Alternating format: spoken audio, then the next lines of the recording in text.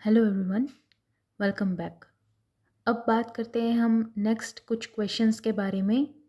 Question number 13 थे, which of the following is not equal to 100/9 to the power -3/2। पहले तो जो question है उसको हम देख रहे हैं। 100/9 तो हमें पता है कि 100 जो है वो 10 का स्क्वायर दिख रहा है और 9 जो है वो 3 का स्क्वायर दिख रहा है। तो इस हिसाब से हमने कर लिया है इसको अरेंज और -3/2 चल रहा है रूट में, पावर में। अब क्या है कि 10/3 को हमने whole to the power square कर दिया है या टू द पावर 2 और ये मल्टीप्लाई हो रहा है -3/2 से। 2 से 2 कट रहा है, हमारा आंसर जो है वो 10/3 टू द पावर -3 आ रहा है। अब जैसा कि हमने पहले कुछ वीडियोस के में डिस्कस किया है कि -3 है, इसका मतलब कि अगर हमें एक्सपोनेंट को पॉजिटिव टर्म में लाना है तो रेसिप्रोकल कर देना है, तो 3/10 टू द पावर 3 हो जाएगा, मतलब पॉजिटिव आपका एक्सपोनेंट आ जाएगा। ठीक है, अब 3/10 टू द पावर 3 है, इसका मतलब 3 टाइम्स लिखा है और 10 भी 3 टाइम्स लिखा है। ठीक है, तो इस हिसाब से जो हमारा देखकर ही पता चल रहा है, जो सी ऑप्शन है वो तो इसके इक्विवेलेंट है, 3/10 टू द पावर 3। तो इसका मतलब हमें इसको अभी इग्नोर ही कर देना है, क्योंकि this is not the answer, because this is equivalent to the question 100/9 to the power -3/2। हम बात करते हैं इसके बारे में, ऑप्शन ए के बारे में, क्या ये इक्विवेलेंट है या नहीं। तो अगेन हम क्या देख रहे हैं, 9/100 टू द पावर 3/2 है। ठीक है, 9 क्या है, 3 का स्क्वायर है, 100 क्या है, 10 का स्क्वायर, टू द पावर 3/2।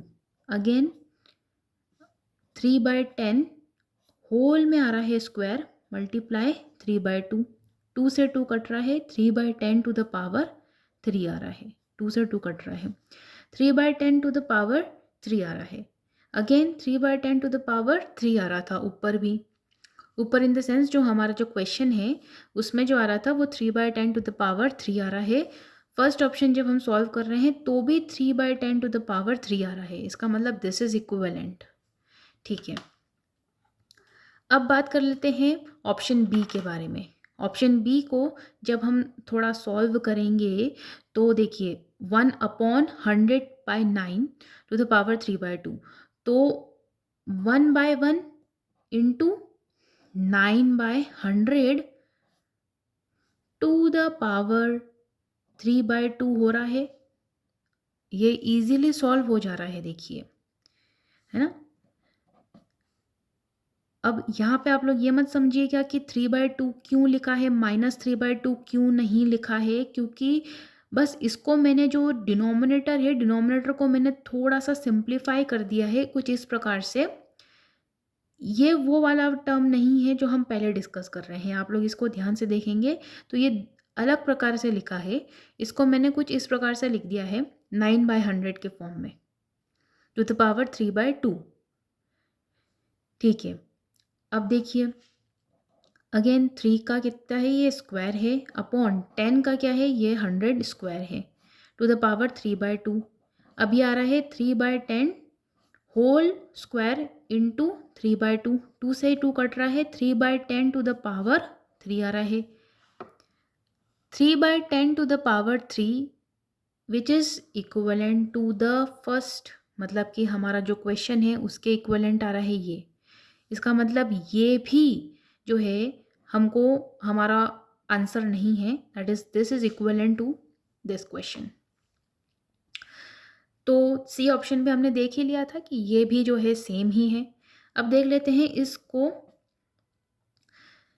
देखिए जब हम इस ऑप्शन को देख रहे हैं, इस ऑप्शन को मैं अगर वापस से लिखूं 100/9 टू द पावर -3/2, देखिए ये कैसे बना होगा कि 100/9 लिख दिया और माइनस या फिर 1/2 लिख रही हूँ मैं, 1/2 इंटू -3।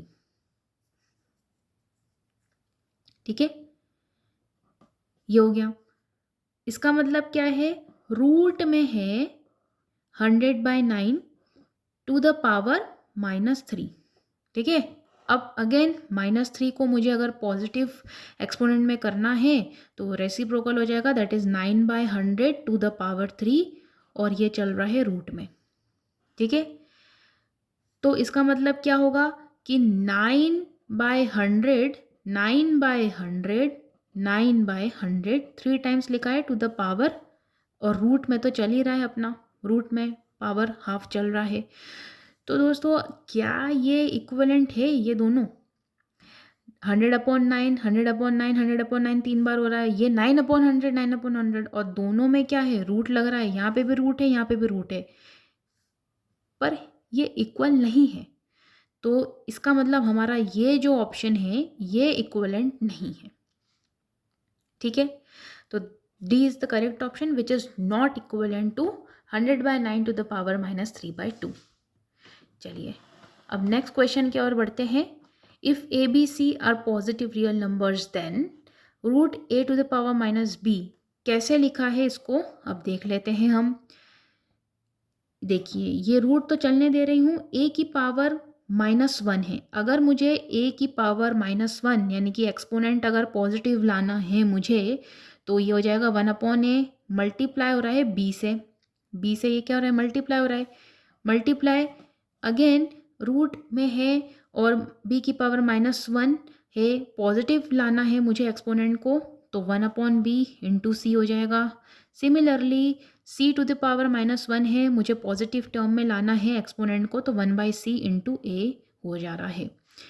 थोड़ा सा और सॉल्व कर लेते हैं, b/a हो जाएगा 1 into B, b/a, 1 into C, c/b, and then 1 into A, a/c। सब रूट में है, अगर इसको मैं कॉमन भी ले लूँ, कॉमन में अगर है b/a multiply c/b multiply a/c। ठीक है, सब रूट में है, और चूंकि ये मल्टीप्लाई है दोस्तों, इसीलिए यहाँ पे कॉमन में मैंने रूट ले लिया है। ठीक है, इसलिए मैंने कॉमन में यहाँ पे रूट ले लिया है।